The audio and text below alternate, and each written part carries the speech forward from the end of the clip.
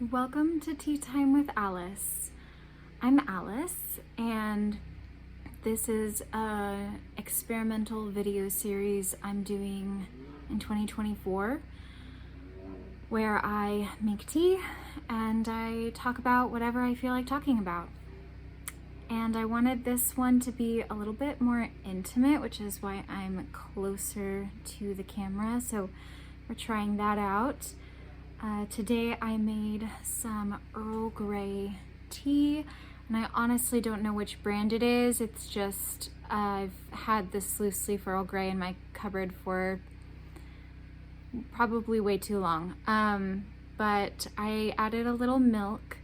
Normally for black teas, I would add an alternative milk like oat milk or soy milk, but today I went classic and I just added some regular whole milk. And I'm gonna take a sip. So what I wanted to talk about today, it's kind of a big topic and I'll try not to go on for too long, but basically I wanted to talk about social media and how it has changed and how it affects me and how I try to use it. So I don't really know where to start. Basically, it's a big deal. We all use it. And I feel like when social media started, when the internet was still pretty new to the masses, that it, at least for me in my experience as a preteen, it started as Instant Messenger and then it became MySpace. And MySpace always felt to me like you kind of all had your own room and you could sort of decorate your room the way you wanted it to, the way you wanted it to look, and then people could kind of go into your room and talk to you. And you could go into theirs and talk to them. And I don't remember if there were group messages with MySpace, but it was essentially, most of the time, at least for me, a one-on-one conversation between two people. And you each had these profiles so you could kind of express yourself, exhibit like, this is me, or this is how I'm feeling this month, and then change it, redecorate, if you will, as you wanted to. And that enabled people to be social even when they were at home or when they were far apart. And that MySpace was what we used all through high school until towards the end of high school, Facebook became a thing and people started switching to Facebook. And I remember it feeling a little bit more sophisticated, like it was for the college folks. And so when we, we were growing up and switching to Facebook, there was a little bit less of the decorative aspect. It was formatted in a very particular way, but it still had that element of you can have conversations with people while you're online, and you can have group conversations or individual, and you also had a feed where people could post what they were thinking and people could respond to it and have more public conversations. I don't remember if MySpace had that, but it might have. But I feel like it became more public on Facebook. And then as that became more widespread and more public, other social media started popping up. Probably all along this time, dating sites were a thing. I just didn't use them because I was a child. But as I grew older into my 20s, I started being more aware of the dating sites as well, and those had the sort of same sort of you have your profile where you can exhibit yourself, you can explain who you are publicly, and then you can also have conversations with people in the virtual sphere. So after a while, Instagram became a thing. And Instagram was, at first I was not into it. It was just pictures, and I had more to say. I wanted to like use words. I liked expressing myself with words. But eventually I switched over to Instagram when I started traveling, and I liked the fact that you could snap a photo, and they say a picture's worth 1,000 words. I think that can be true sometimes, but not always. But sometimes it's more than 1,000. But anyway, I started using Instagram, and that became sort of my primary social media outlet. And then things changed, and I feel like other people have seen this too, and I don't know if I was really present for a lot of the change, so I'm going to skip over some of the evolution here. But I stopped using Facebook as much, so I don't know how that really changed, but Instagram changed to be more commercial and more memeified. It felt like we weren't sharing photos that we took with our friends or people we wanted to connect with. There was a lot of other noise, a lot of other people's photos and memes and content being spread, and that sort of grew and grew, and we started seeing more ads. And I understand that advertisements help these businesses to stay afloat, and that's a whole other topic that I won't get into right now. But we started seeing more ads, we started seeing more information being spread. People were using it as an outlet to spread news, to spread videos of things that were funny or things that they saw on other social media platforms like YouTube and eventually TikTok. And so you've got this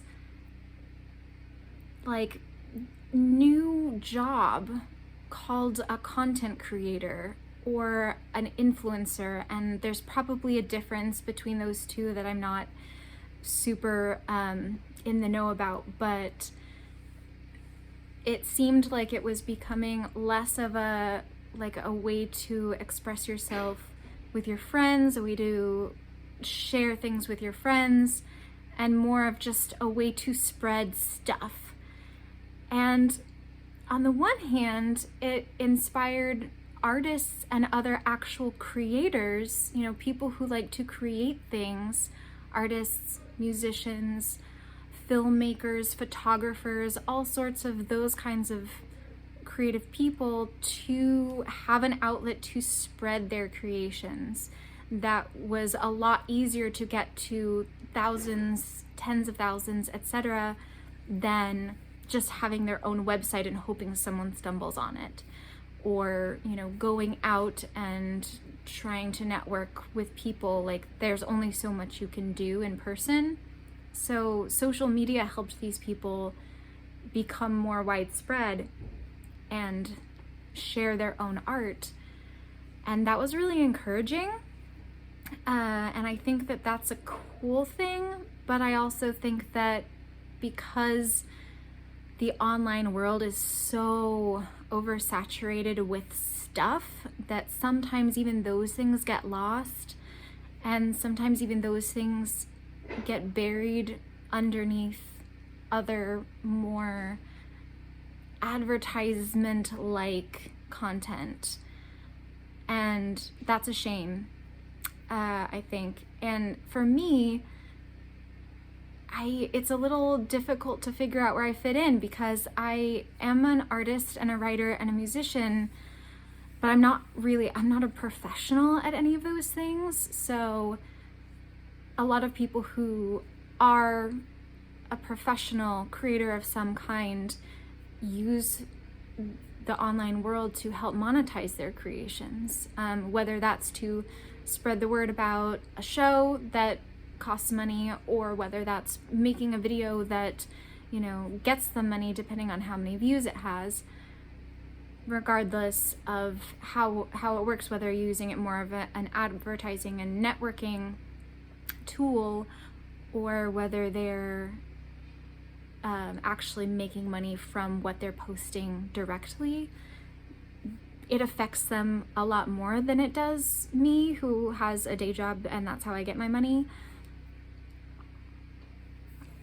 But I think it still affects me because it makes me think, well, then what am I supposed to be on here? Because it's not really social anymore, but it is a little bit. But it's also like I don't fit into the category of content creator, I don't think. And I've considered that. I've considered trying to make my page more cohesive, a little bit more branded, I guess. And I don't really want to do that. And part of the reason I don't want to do that is because I feel like my material is all over the place. When I started the Allison Spacecrafts page, I made a conscious decision that I wasn't going to just do art or just do music or just talk about, magical, witchy things. I was going to do all of it. I was going to do whatever I felt like, anything creative that allowed me to express myself, even if that meant that it was a big old mess. And that's what I've done, and it is a big old mess. I feel like the art I post on there doesn't have a cohesive style.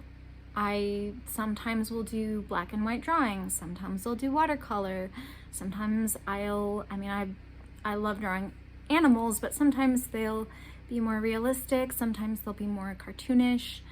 And so it's kind of all over the place, and that's just the art part of it, not to mention any other aspect of what I do on there. So I don't really have a cohesive style like a lot of the other artists on Instagram that are able to sponsor their art and really get the word out and like show like this is me and have that sort of cohesive vibe to what they have to share. And I feel a little lost. I feel like I don't really fit into that, but I'm also not just doing like everyday life stuff and sharing it with just my friends. I do have a public page at this time, and so I'm trying to think of how to navigate that, to how to be present on social media in a way that feels genuine, but still allows me to grow as a creator and to not just progress in my skills, but also, get more people interested in what I have to share and spread my own creations to a wider audience. And I don't really know how to do that, but I think that what I'm going to try to do is focus on a goal that I've had for over a decade that is very intimidating, but I think will help give me a little bit more cohesion while still allowing me to do all the things I love. And that's to integrate my art with my writing, with my music. Something I've wanted to do for a long time, and I won't always do it. Sometimes there will just be a song that's just a song. But what I like to do more of is have a song that fits with a couple other songs that tell a story, and then have pieces of art that I've created that illustrate them and that kind of string them together. And for all of that, for the art and the music and the story to all be cohesive within itself. So maybe like one project won't look the same as another project, but all of the elements of this project will feel whole. and all of the elements of this project will feel whole, if that makes any sense. So I know this is a longer video than I had been doing, but that's what I want to try to do. And this year I still am going to make my little gnome pictures, and I'm still going to try to do my monthly Neptune's photos with my little plush toys, being the featured characters in a landscape. But I'm going to also try to do more illustrating of my own songs and my own stories, and share at least pieces of those songs and stories along with the illustrations.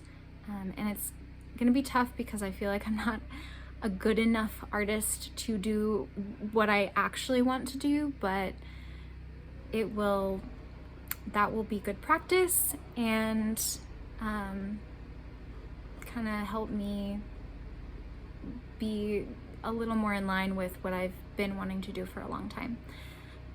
So for those of you on social media watching or listening to this right now, let me know if you have any thoughts about this, if you've struggled with feeling like what your place in this virtual world is, and whether you should even be on it at all. There's so much more to talk about. How it affects people's mental health, how the news permeates the stories, and I don't want to say anything negative or positive about that right now, but it's a big, complex topic, but this is just one little tiny piece of it that has been on my mind a lot lately. So thanks for listening, and if you have any tea while you're listening to this, please enjoy the rest of it, and I'll catch you next time.